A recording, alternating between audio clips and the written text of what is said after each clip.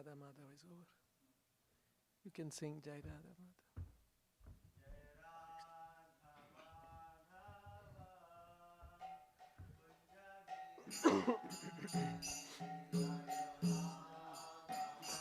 It's okay, it's perfect. Okay.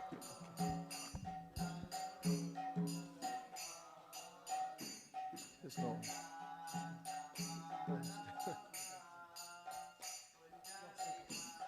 I had in mind 1538. Yeah, 538.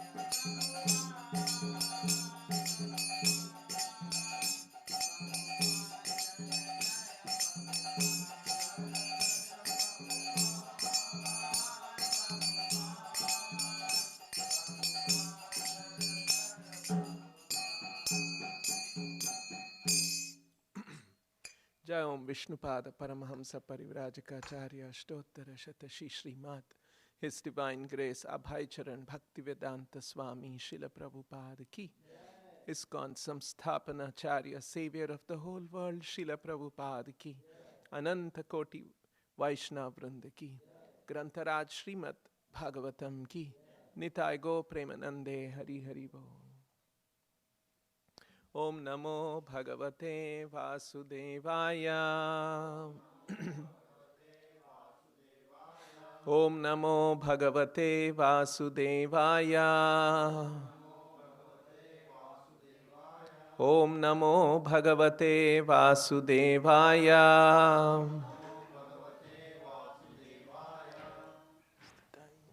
Where is the time? I should be conscious. There's no time here. Okay. 7:54. 8:30? Okay, well before that.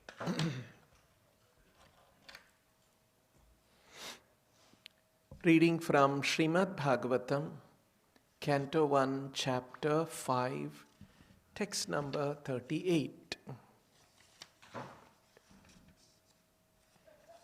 So I'll chant by myself. Right? Ithi Ithi murtyabhidhanena mantramurtim amurtikam yajate yagna purusham sasamyak dharshana puman Iti murtyabhidhanena mantramurtim amurtikam yajate yagna purusham sasamyak dharshana puman Iti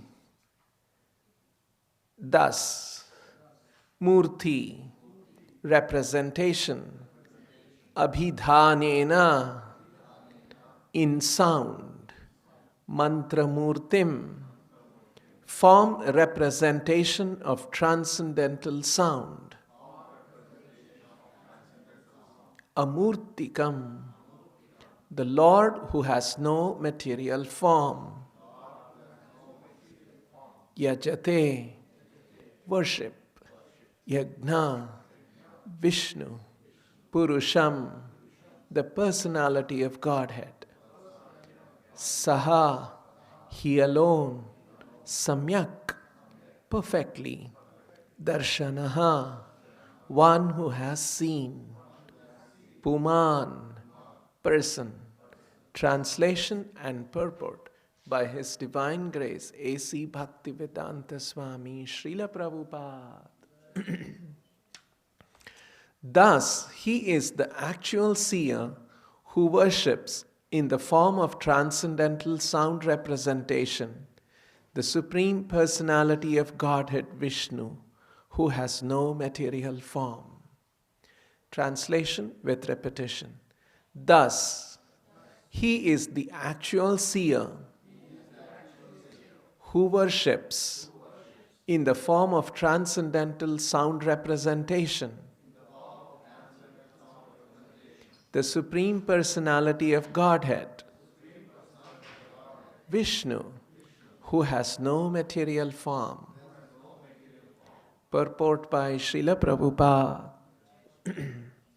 Our present senses are all made of material elements, and therefore they are imperfect in realizing the transcendental form of Lord Vishnu. He is therefore worshipped by sound representation via the transcendental method of chanting. Anything which is beyond the scope of experience by our imperfect senses can be realized fully by the sound representation. A person transmitting sound from a far distant place can be factually experienced. If this is materially possible, why not spiritually? This experience is not a vague, impersonal experience. It is actually an experience of the transcendental personality of Godhead, who possesses the pure form of eternity, bliss, and knowledge. In the Amarakosha Sanskrit dictionary, the word murti carries import in twofold meanings, namely form and difficulty. Therefore, amurtikam is explained by Acharya Sri Vishwanath Chakravarti Thakura as meaning without difficulty. The transcendental form of eternal bliss and knowledge can be experienced by our original spiritual senses, which can be revived by chanting of the holy mantras or transcendental sound representations. Such sound should be received from the transparent agency of the bona fide spiritual master, and the chanting may be practiced by the direction of the spiritual master. That will gradually lead us nearer to the Lord. This method of worship is recommended in the Pancharatrika system, which is both recognized and authorized. The Pancharatrika system has the most authorized codes for transcendental devotional service. Without the help of such codes, one cannot approach the Lord, certainly not by dry philosophical speculation. The Pancharatrika system is both practical and suitable for this age of quarrel. The Pancharatrika is more important than the Vedanta for this modern age. Thus ends the Bhaktivedanta purport. Om Ajnanatimmirandhasya Jnananjanashalakaya Chakshurunmilitan Ena Tasmai Shri Gurave Namaha. Nama Om Vishnu Padaya Krishna Preshtaya Bhutale Srimate Bhakti Vedanta Swamin Iti Namine Namaste Saraswate Deve Gauravani Pracharine Nirvishesha Shunyavadi Paschatya Deshatarine Jaya Shri Krishna Chaitanya Prabhu Nityananda Shri Advaita Gadadhara Srivasadi Gaura Bhakta Vrinda Hare Krishna Krishna Krishna Hare Hare Hare Rama, Rama Rama, Hare Hare. This is a verse from the fifth chapter of the Srimad Bhagavatam, first canto, titled Narada's Instructions on Srimad Bhagavatam. So Narada Muni has been speaking in this verse, and this is towards the end of that chapter, almost the concluding 40 verses. This is 38, 3 more verses, 3 verses. So this is towards the conclusion. And this verse says, Iti murti abhidhanena, iti, in this way. Thus. So it is a reference, that has a reference to the previous verse. And the previous verse is, Om Namo Bhagavate Tubhyam Vasudevaya Dhimahi Pradyumnaniruddhaya Namah Sankarshanaya Cha. It's like a Om Namo Bhagavate Tubhyam Vasudevaya Dhimahi. Translation: let us all chant the glories of Vasudeva along with his plenary expansions, Pradyumna, Aniruddha and Sankarshana. Iti murti abhidhanena mantra murtim amurtikam yajate yagna purusham sasamyak darshana puman. So it's a continuation of that same line of thought. chanting the names of Vishnu, Vasudeva, and the different expansions of Vishnu. So this verse is particularly important for Krishna consciousness point of view, as we practice now. Iti murti abhidhanena. Abhidhana means sound representation.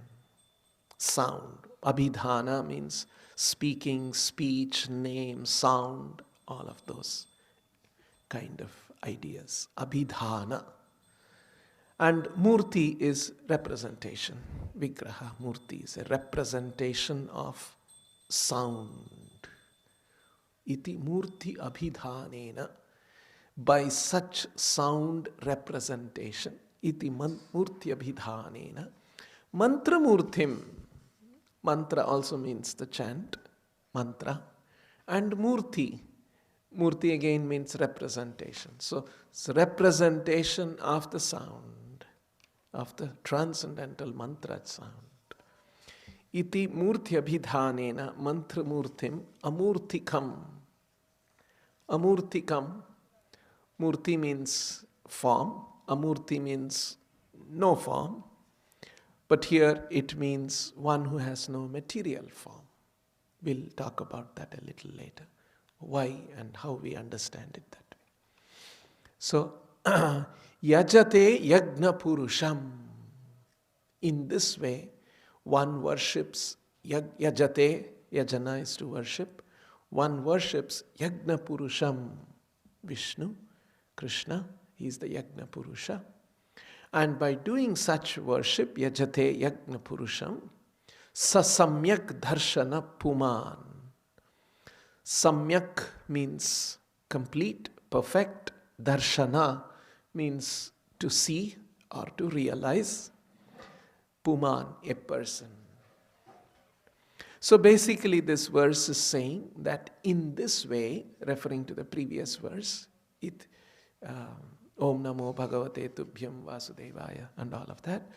Iti murti abhidhanena mantra murtim amurtikam. In this way, by worship of the Lord, Yajate Yagna Purusham, through transcendental sound representation, Murti Abhidhanena, Mantra Murtim, such worship leads to Sasamyak Darshana Puman, leads to a perfect realization of the Lord.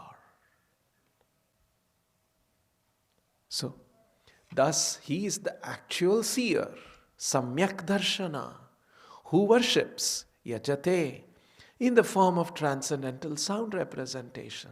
Murti Abhidhanena Mantramurthim, the Supreme Personality of Godhead Vishnu, Yagna Purusha, who has no material form, Amurtikam. So, this is a very significant verse. It directly talks about worship of the Lord through the transcendental sound vibration. And Narada Muni is saying, such worship of the Lord through the transcendental sound vibration is the perfect realization, perfect method of seeing the Lord. Samyak darshana puman. And this is the way to worship. So, particularly for us in Krishna consciousness, we directly get this kind of an evidence from Narada's instruction in the Srimad Bhagavatam about the best or the perfect form of worship and realization of the Lord.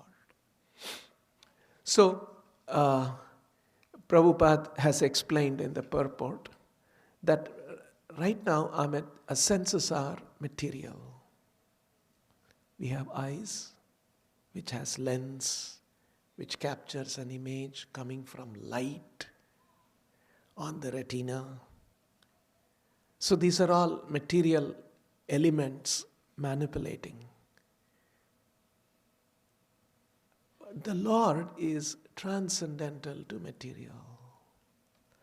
So this is a very important point that Prabhupada brings up many occasions.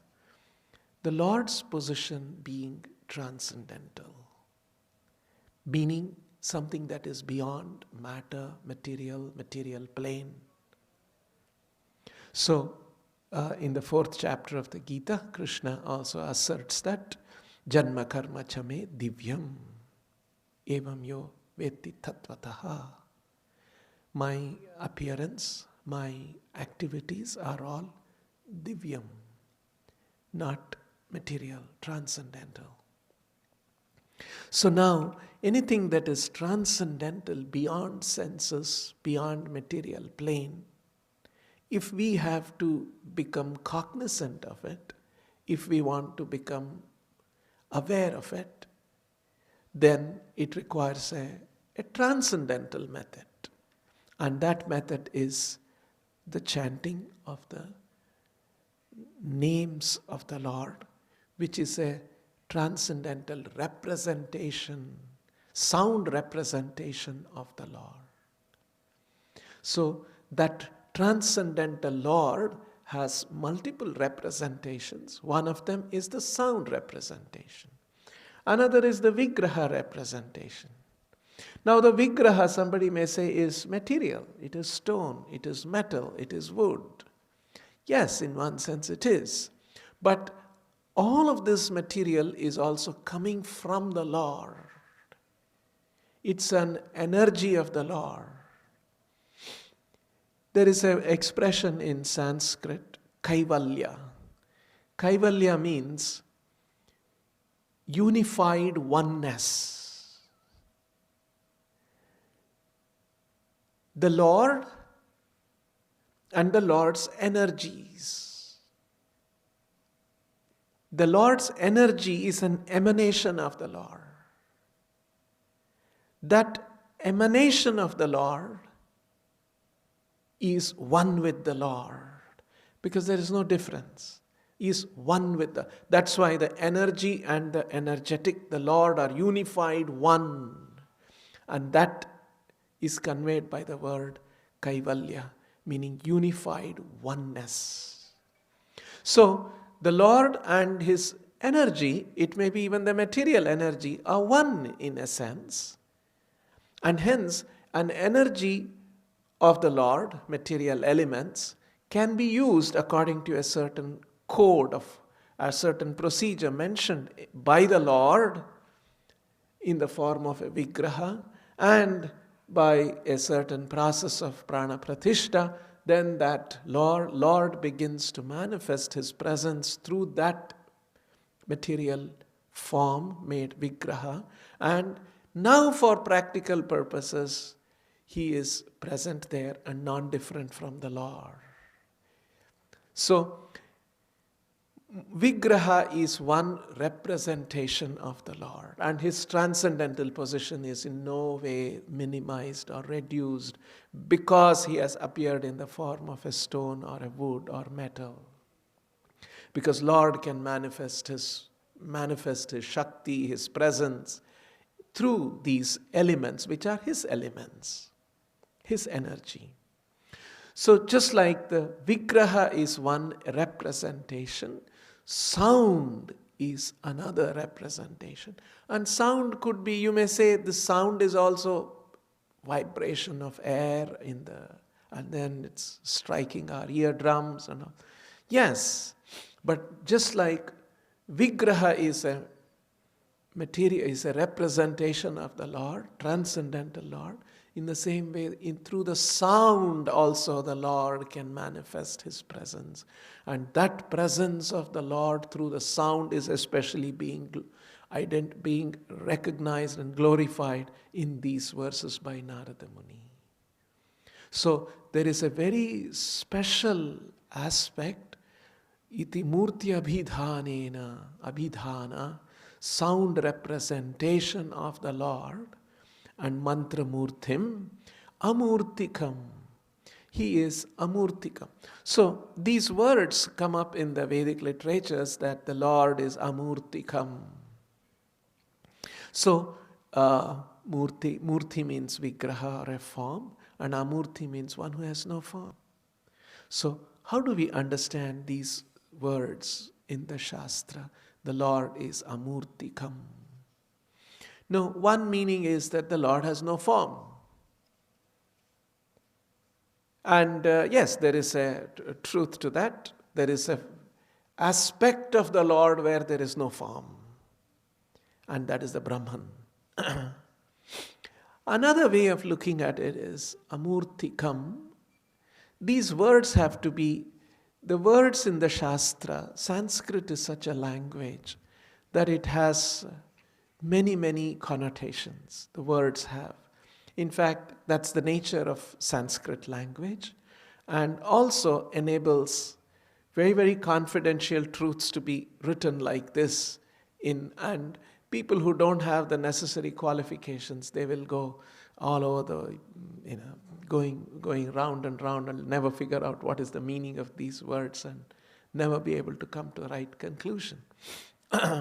So the words, their meaning and their import has to be received through the parampara system. Otherwise, the Vedic knowledge cannot be understood. And so, Acharyas have explained, Amurti, here Prabhupada is mentioning, he is taking the words Amarakosha, it's a dictionary of Sanskrit. For every word, all the different kinds of meanings and import of that word is explained in the form of a verse in the Amarakosha. Amarakosha itself is like a verses and verses and verses. If you memorize that entire Amarakosha, you'll know the whole Sanskrit dictionary like that. So, one meaning is no form. But there are also other places in the Vedic literatures that describe the Lord has a wonderful form. Ishvara Parama Krishnaha Satchidananda Vigraha. The Lord has a Sat-Chit Ananda Vigraha, has a form of Sat-Chit and Ananda. How do we understand? Some places the Vedic literatures are saying Amurtikam, some places Vigraha, and has a very wonderful form. And Sundarangam, very beautiful form the Lord has. Such descriptions are also there in the Vedic literatures. How do we reconcile the two? So someone may say it's all contradictory sentences. Just you cannot figure out what this is. But then it is not so. Just like you see when we are talking, when we have some reasonable conversation with people, we don't speak in contradictions. We convey some things in a very cogent manner. In the same way, the Vedic literatures are conveying something in a cogent manner. It's not full of contradictions. It's something that we don't understand. When we don't understand, it looks like contradictions. So Acharyas explain and help us to understand. Here the word amurtikam refers, one meaning is that he has no material form. Because moment we say form, what comes to what is our understanding is material forms. We have seen chairs, tables, and different hills and mountains and rivers and buildings and cars, and all of them have form. Does the Lord have a form like that? No.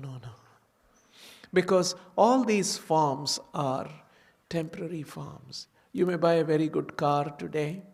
After, let's say, 50 years, what will be the nature of that car? And just take a 50-year-old car. Who will want to own it? So it's breaking down in all its aspects. So material body breaks down. Just like our body, say 100 years from now, how will it be? Just like somebody sent some image, you must have all seen, 1912. There's a video, British government. You saw that one? Somebody has some British Gazette of Jagannath Rath Yatra, Jagannath Puri Rath Yatra.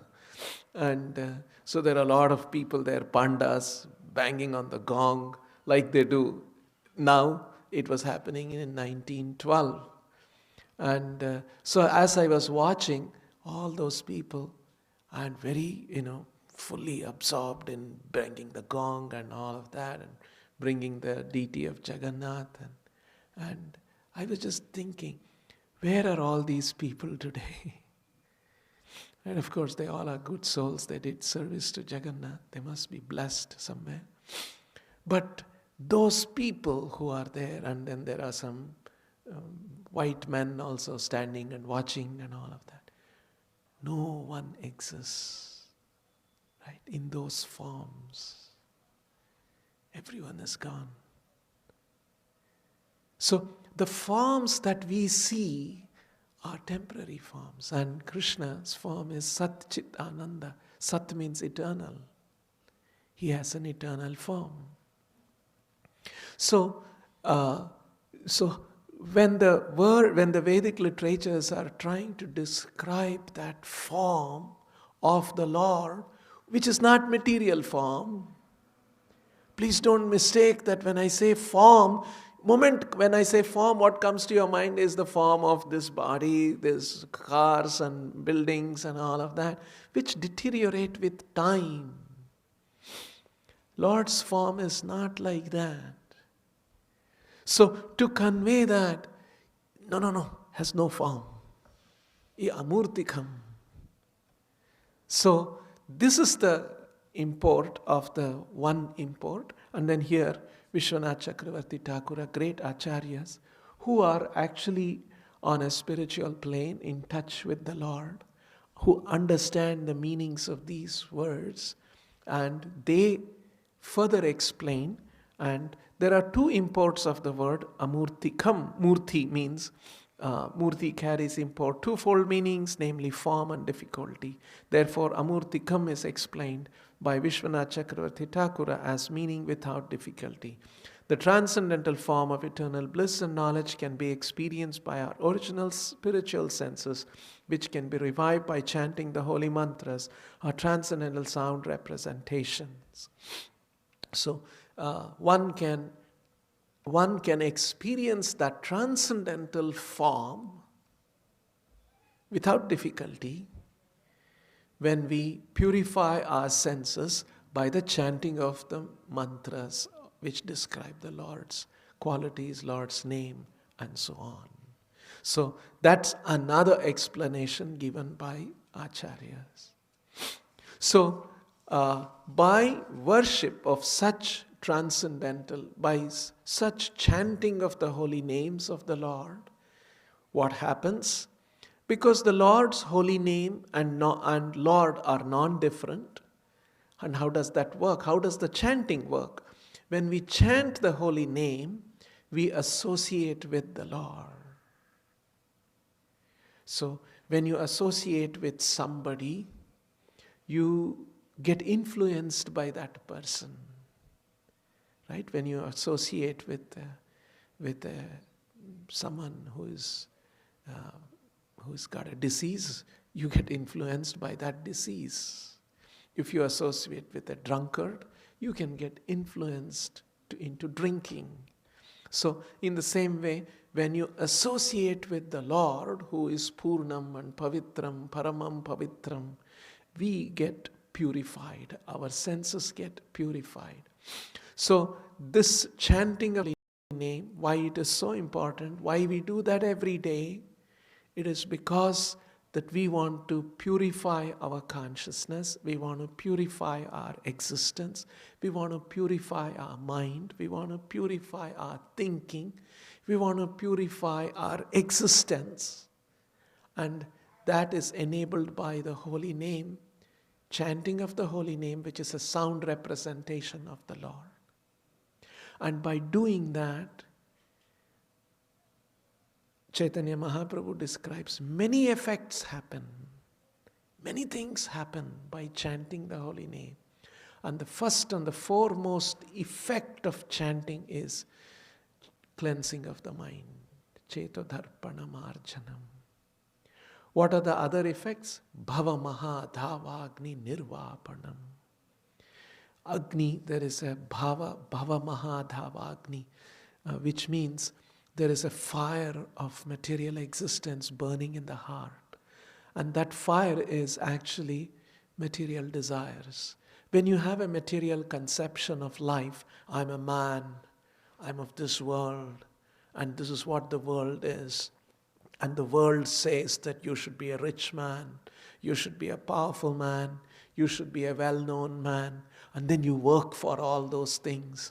And then when you work for all those things to get all of those things, that desires are burning in the heart. And that's called Bhava Maha Davagni.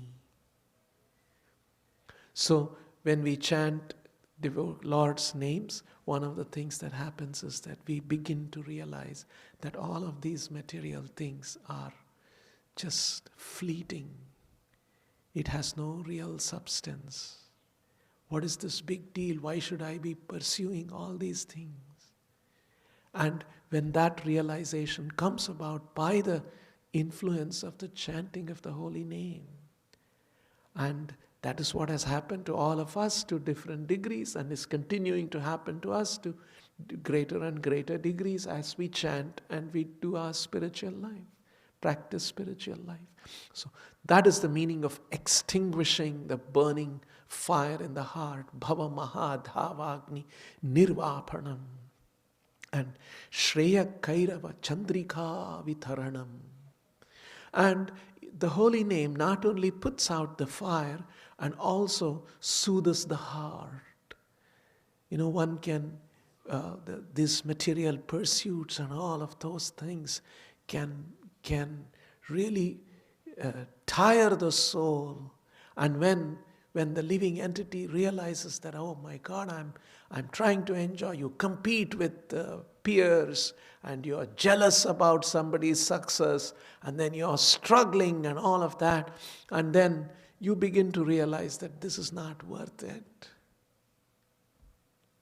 There are a lot of people who have achieved many, many great things, but everything was finished one day with time. So I should not be using my valuable time pursuing these things. Then another influence of the holy name is it soothes the heart. Shreya Kairava Chandrika Vitaranam Vidyavadhu Jivanam. And it enlightens the living entity. And we begin to understand that who we are, what is this all about? This trifle material things, that I am actually a spirit soul. Vidyavadhu Jivanam Anandambudhi Vardhanam Pratipadham Purnamrita Swadanam. And it enables us to relish the unlimited spiritual bliss. Purnamrita swadhanam. Sarvatma snapanam. Atma snapanam. Again, it cleanses the soul, cleanses the self. Atma snapanam. Param vijayate Shri Krishna Sankirtanam. So these are all the wonderful effects of chanting the holy name as Chaitanya Mahaprabhu has described. And so all of this comes about because the Lord is non-different from His holy name. And when we chant His holy name, we are coming in touch with the transcendental Lord. In the next verse, I will not bring it up today, you will see in the purport, Prabhupada revealing some more very, very interesting things, how to actually come in touch with the holy name of the Lord. When we are chanting, we are coming in touch, but there is also something known as a quality to our chanting. In the Kunti's prayers, Prabhupada mentions this, one of the verses that Kunti Devi mentions, Janmaishwarya Shruta Shribhir Edamanam Adav Puman Naivarhatya Abhidhatum Vai Tvama Kinchana Gochara. Naivarhatya Abhidhatum. Abhidhana. Here the same word Abhidhanena. It's a related word. Naivarhatya Abhidhatum Vai Tvama Kinchana Gochara.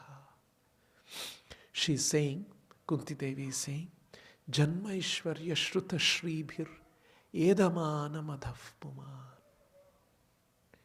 In this world, material conception.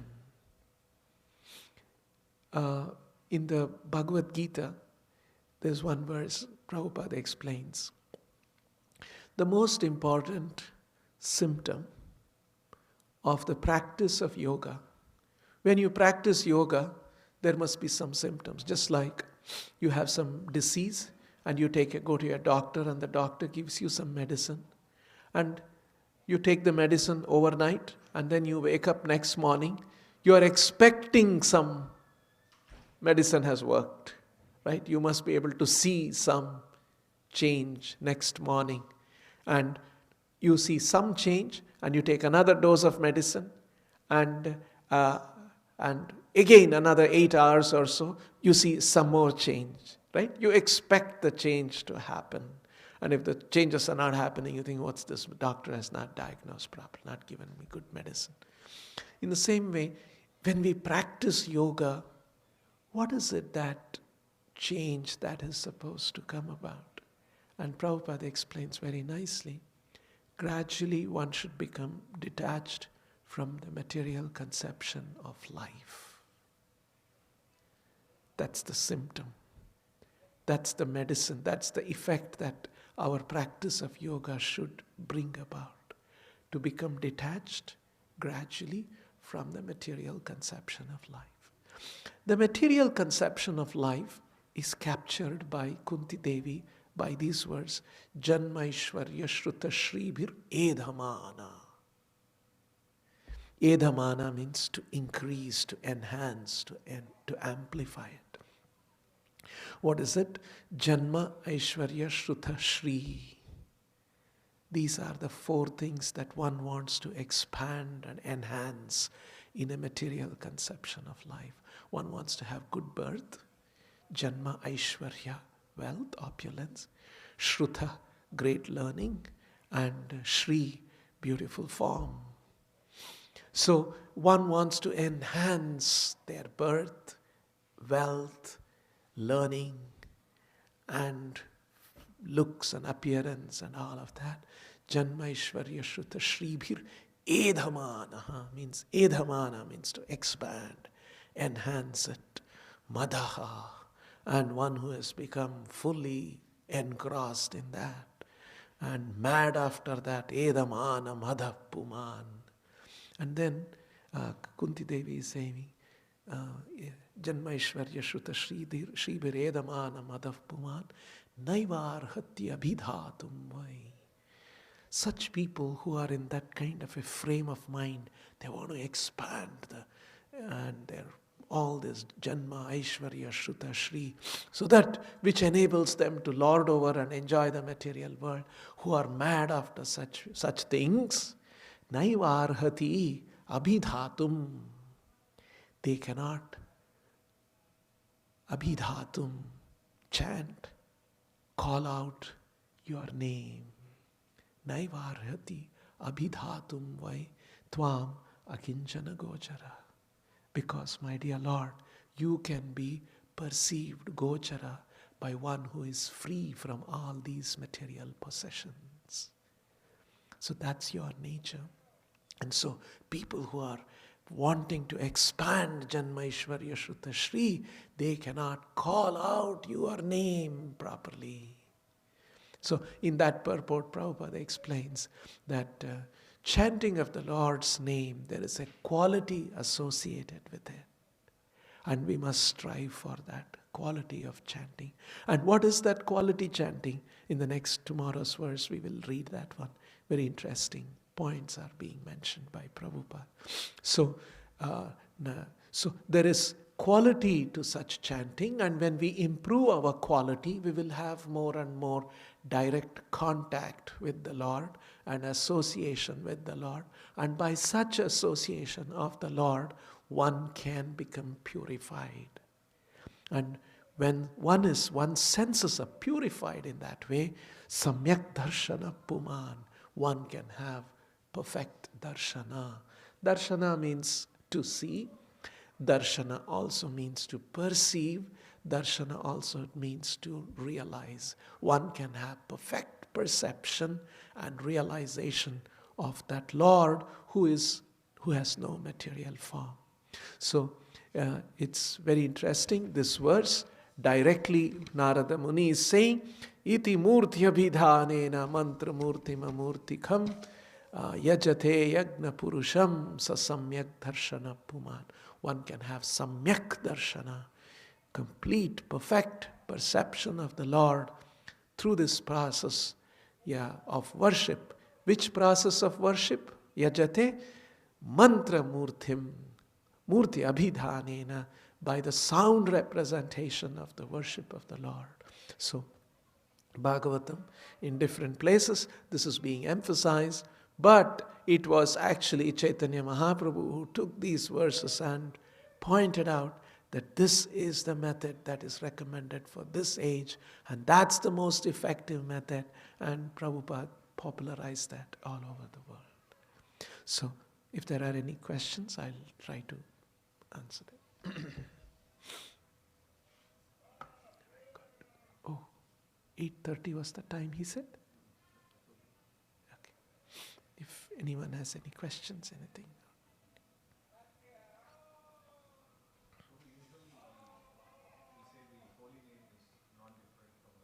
Yeah. Is there any other way of explaining that to people on intellectual platform where they can understand a little more, Yeah. materially? Yeah. You can try. Again, I use that word kaivalya, meaning unified oneness. Right? Everything about the transcendental Lord, His name, form, all of them are non-different from Him. Now, when we say non-different,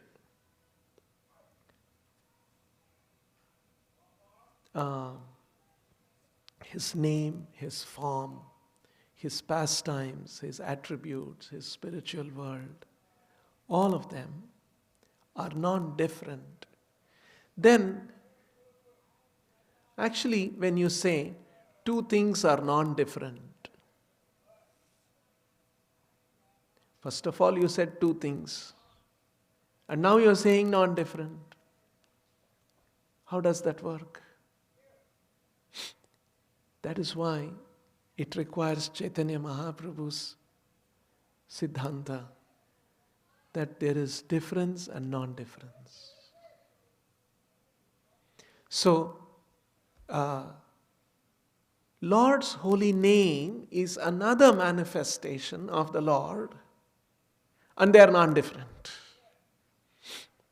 So, one other way that Prabhupada helped us to understand this, Prabhupada used these words. He said, there is an object and there is a reference of that object through the name. Prabhupada gave the example of water, substance, and the word water. The word water does not have the attributes of the substance water.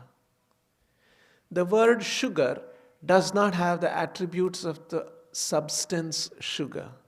When you chant sugar, sugar, sugar, sugar, you don't feel any sweetness.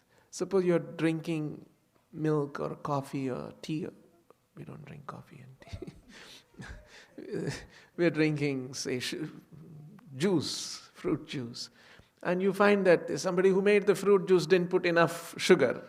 And hey, what's this? It's not sweet enough.